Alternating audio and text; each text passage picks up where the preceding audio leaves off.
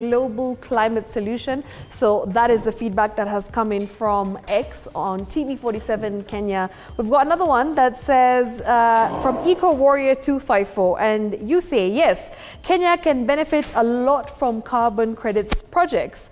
All right, that's from Eco Warrior 254. Another one that's from Brian Life KE, who says maybe need someone to explain it in simple terms. You're in the right place. We're going to make sure that we give you the latest when it comes to this particular topic and what exactly it is, what it means, what exactly you need to know about carbon credits. So with me in studio, I have my guests, and of course we'll be having this conversation, and they are the experts. They're the ones who are going to be telling us more details, and they will be simplifying it because it seems to be a rather complex term. People don't quite understand what it is, and for that I feel like you are the right people to just kind of simplify it so people now understand better on what carbon credits are.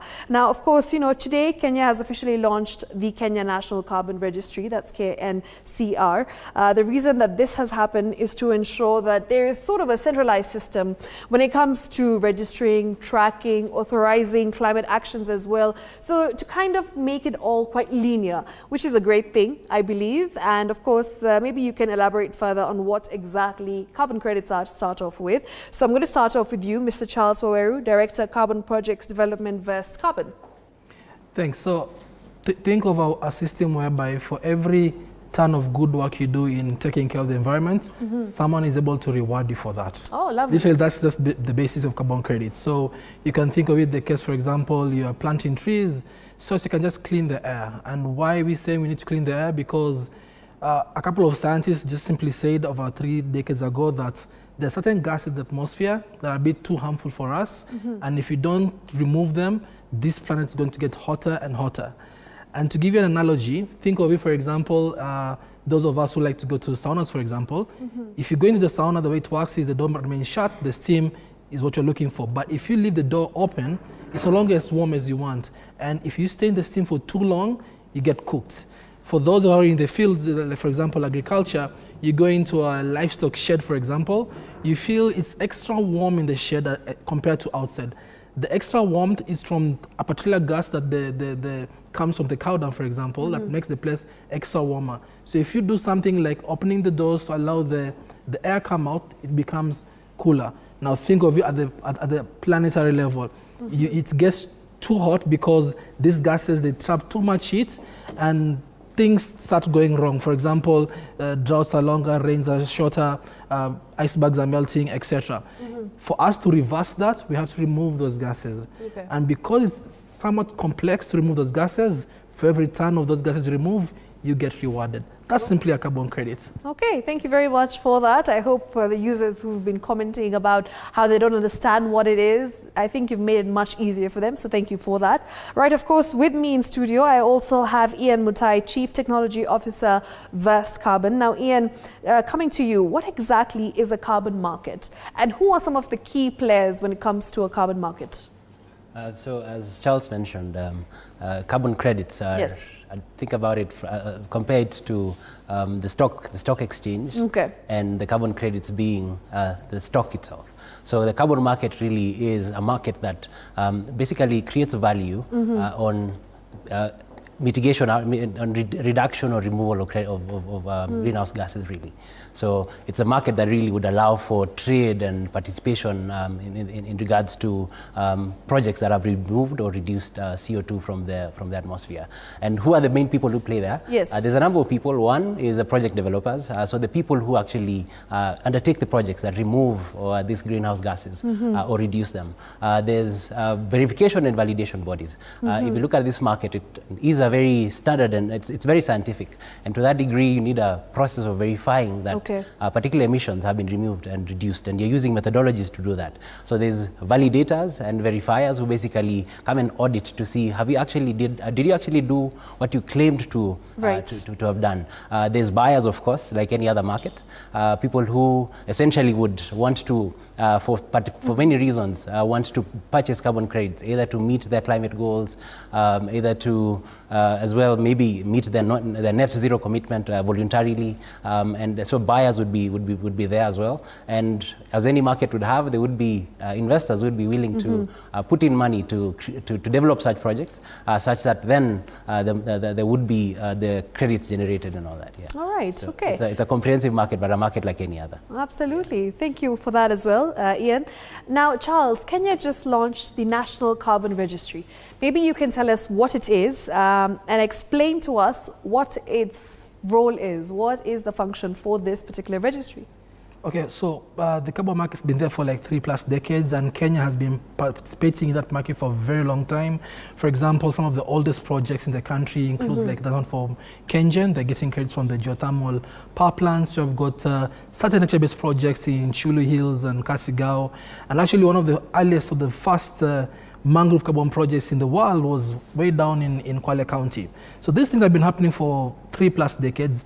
But when it comes to visibility and transparency, it has been somewhat opaque, especially in many of the African countries, especially Kenya, whereby you find developers go to a place, let's say within the Rift Valley or in a particular landscape, they engage the parcels communities into doing carbon credits within a carbon project within, let's say, the grasslands. Yeah. But then when those benefits are issued to the developers, very little tends to go to the communities. And then what happens? The communities go back to the government, like, government, hey, this all came, we did ABCD, but we're not getting what was promised to us. So to arrest that issue, the government decided from 2023 that there's need to bring a bit of sanity in the ecosystem, and it begins with the regulations. We must have a way within which the government can know who are the traders, where are they trading, where are they looking to generate these credits, and what is in it for the communities.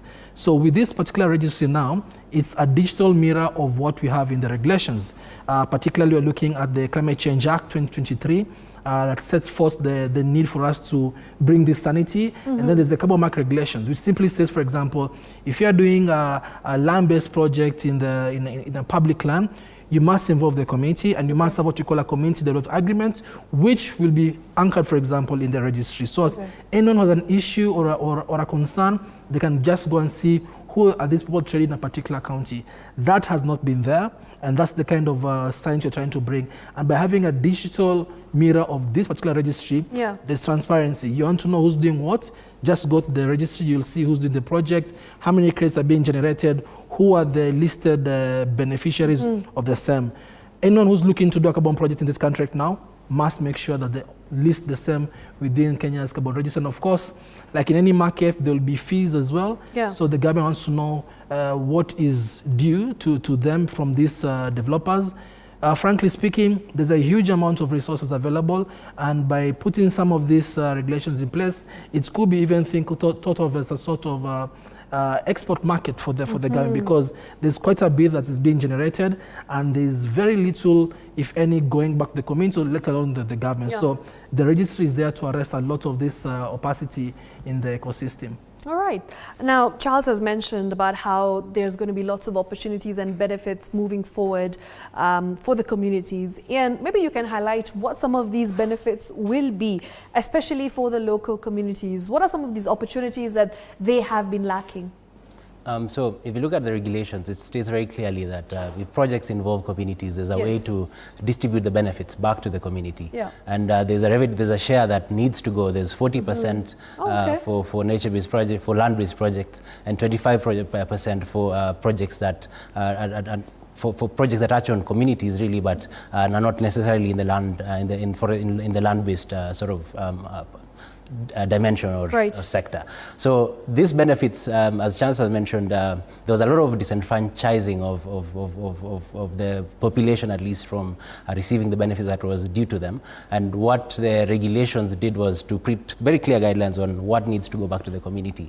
But guidelines remain guidelines if you don't have a clear way to track and measure and to actually follow through to see that the value has gone back to the community. And that's where the registry as well comes in, because the community development agreements are public documents that would be available in the registry.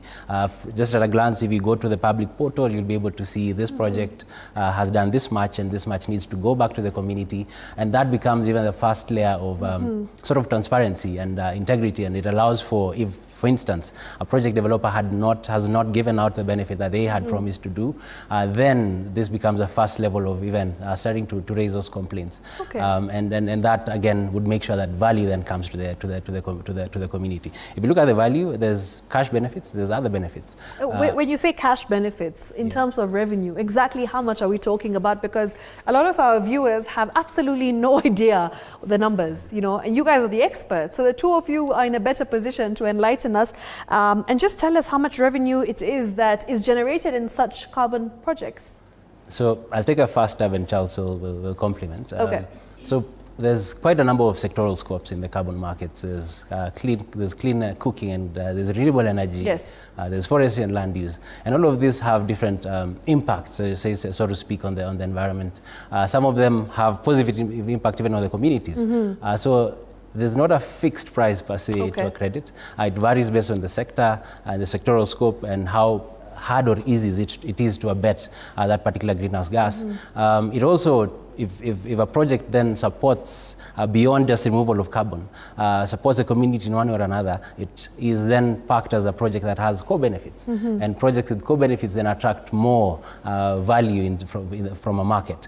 And therefore, it's not a fixed price per se, but it's dependent on the type of a project. But again, there's guidelines as well on how much this would cost. And there's different types of markets. There's a voluntary market that ordinarily would fetch an amount, for example, $10 per credit in clean cooking. Much lower amount. Much lower, but if you then go to the compliance market, which is Article 6, and it's driven by, again, you need to have at least a registry for you to be able to do a transaction from one country to another. The prices are usually higher because the country is able to negotiate better pricing on the credits. But on the benefits, yes, there's cash benefits that can be given to the and this is really dependent on a project developer. They can choose to give cash benefits or even other benefits that are not monetary in a sense. For example, building a school, drilling a borehole and supporting the community by virtue of basically just allowing them to have a more habitable ecosystem. And all of these are able to be tracked, and they're all within the community development agreements. All right, brilliant. Thank you for that. Charles, how exactly can farmers and businessmen or businesses get involved when it comes to the carbon projects? Is there a way for them to get involved? What exactly is the procedure, the process? Maybe you can take us through it. Good. So when you're looking at a carbon project, I want you to just imagine it like any other kind of a project. So the first thing you do is your feasibility study. What is the opportunity that is available? So I can give you an example of a farmer who's dealing with, let's say, a typical agricultural farmer in Kenya. Let's say we're dealing with rice husk, for example. So there are different projects they can do. One, for example, once upon a time, you remember that when you're doing rice cultivation, you'll flood the paddy fields. But now there's what we call alternate wetting and drying. So you're reducing the amount of flooding, and of course you're reducing the amount of the methane. We can quantify that. So how big is your land? You can easily quantify how much are you able to sequester. If you're looking at farmers want to go into agroforestry, the same thing. How big is your land? How many trees can you really be able to grow or nurture? But the first thing is usually basically the feasibility study. And then at some point in time, we have to look at the business case. Now remember, there's nothing like starting a carbon business. What you always must do is, what are you doing ordinarily? One of the most common projects in the country, for example, is clean cooking, the cook stoves. So you must have a viable company or viable business that is distributing the cook stoves to the households. Then what the carbon does, for example, is simply allows you to scale, but you cannot say you're starting a carbon business per se. You must have a business that is doing a mitigating activity. What are you doing to remove or reduce these greenhouse gases? Then the bigger you are, it improves your economies of scale.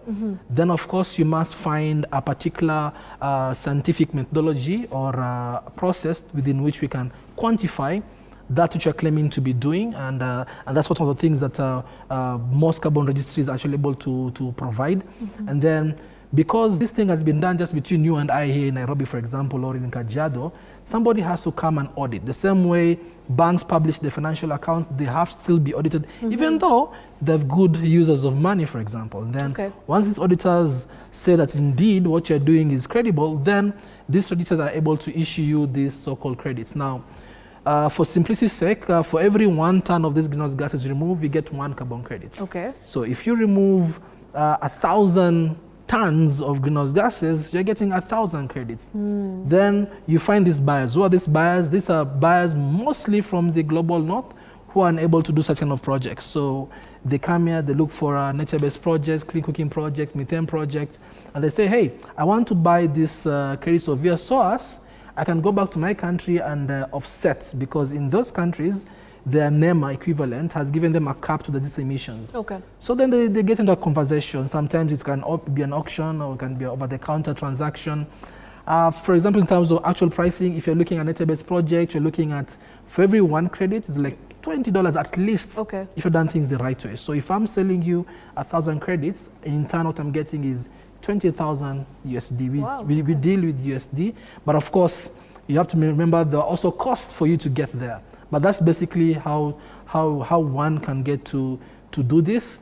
Now, most likely in Kenya and many African ecosystems, especially for farmers, the land tends to be too small. So for a farmer who's keen to come in the carbon market and their land is too small, then what is likely to be the solution is they come together. Like some of the projects we're doing in northern Uganda, for example, a typical farmer has half an acre and there are about 3,000 of them. So we are going to get them into one huge pool of an offset project. But largely, you start with the feasibility study, get things audited, and then, of course, get issued and get the... Of course, it's not as short as a 1 month thing. Okay. You are looking at just getting registered about 9 to 2 years. Oof. 9 months to 2 years, because... It's quite a lengthy process. Yes, especially if you're doing with nature-based project, because we have to pilot. We have to see how you're really growing the trees or just putting things into the soil, yeah? So there's a bit of piloting, monitoring, and so before we get the numbers right, and okay, before we get the project registered. All right, interesting. In fact, these are details that a lot of us had absolutely no clue about. So thank you so much for giving us those finer details that we needed to know. When we talk about how important it is for Kenya to have the national oversight and how important it is for us to now be able to understand more about the carbon data, because it's now being tracked, it's now being managed. Do you think it's going to be a game changer for us as a country in the next 5 years, per se? Absolutely. I think credits and the carbon markets are can be very contentious markets. Okay. And trust is very integral for any country to be able to participate and actually to fetch the right pricing. So one is that the National Registry will support Kenya in many ways. One would be even just giving it proper oversight over, just to understand where the projects, what are there. And when you cannot catalyze something that you cannot see. So by them having a proper visibility of all the projects that are there, and we're talking about projects that are in the early stage and those that have even gone up to issuance of credits, it allows the country to be able to understand, how can I best catalyze this market? Are there projects that need further support? How can I streamline my policies in a way that then even supports or catalyzes the market beyond what we already have? But data and trust is also very important. By the time we are doing a corresponding adjustment, which is basically selling some of the credits that have been generated in Kenya to another country, for example, Switzerland, then there needs to be some level of trust for the buyer country to know that whatever we are purchasing are actually credits that have been done the right way. So having this layer of trust then would definitely increase our participation, at least in the carbon markets, and especially those in the compliance and Article 6 side of things. So it will definitely bring a lot of value back to the country. All right. When we talk about things that have changed over the years, right? In the beginning, I remember when we would hear the term carbon credits, everybody would be so worried. We would worry, would be wary, would be thinking, I don't want to get involved in any of this. I don't want to even have this conversation, because it was quite controversial. Now, where does this controversy come from, and why is it such that it's a topic that is quite, it has two sides, the pros and cons, and sometimes people always lean towards the cons and say that it's not the right thing to do. Why is it so that we're in this dilemma where it's like, okay, are we going to focus on the money aspects of it, or are we going to look at it in terms of integrity and ethics? So where do you draw the line when it comes to carbon credits? So I'd pick two main areas where there's a bit of controversy. Yes. The first one is the fact that the vast majority of these carbon offset projects or carbon credit projects are in the global south. And the vast majority of the buyers of these so-called commodities, carbon credits, are in the global north. And the way it works is because the vast majority of those in the global north have not done much to reduce the greenhouse gases because they want to do a lot of industrialization, and there's a consequence. Yes. Whereas us in the global south have not been very good in doing a lot of industrialization, so we don't have much to really remove. So one of the arguments is that why is the global south, the have-nots, always been the one to clean up the mess of the haves? So that's one of the sources of issues. And then the other issue is now more scientific, is literally we are in the business of selling air. So when you do a cookstove project, we are saying you have reduced what you have emitted, but it's not like what you have reduced is stored somewhere physically.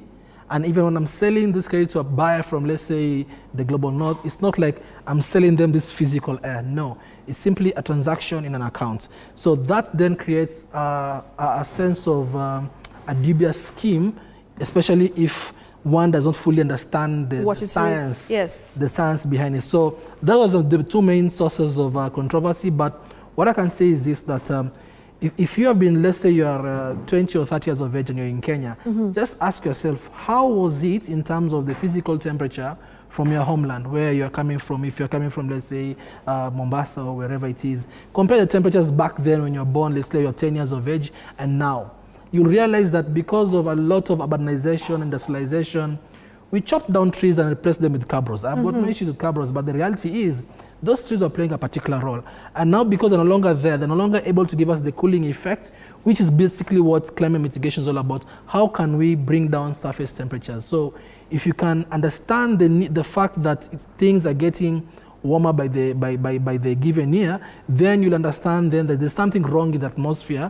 And these carbon markets, across many other mechanisms, we are trying to restore surface temperatures to slightly cooler because things are not going right. Many farmers will tell you that the rainy seasons have been disrupted, the planting cycles have been disrupted, and this is all because of a consequence of what's happening in the atmosphere. So yes, the global north might have been the largest emitters, but what happens there will obviously come and affect us here. So at the end of the day, you might think it's something dubious, but the reality is that there's something off with the atmosphere, and we must do some course corrections before it is a bit too late. Okay. Thank you very much for that, Charles. Ian, as we wrap up, if any of our viewers at home is watching and they want to get involved, they want to start making money, they want to figure out how exactly they can benefit from these opportunities when it comes to the carbon markets, when it comes to carbon projects, how exactly do they get started? Where does a normal Kenyan start?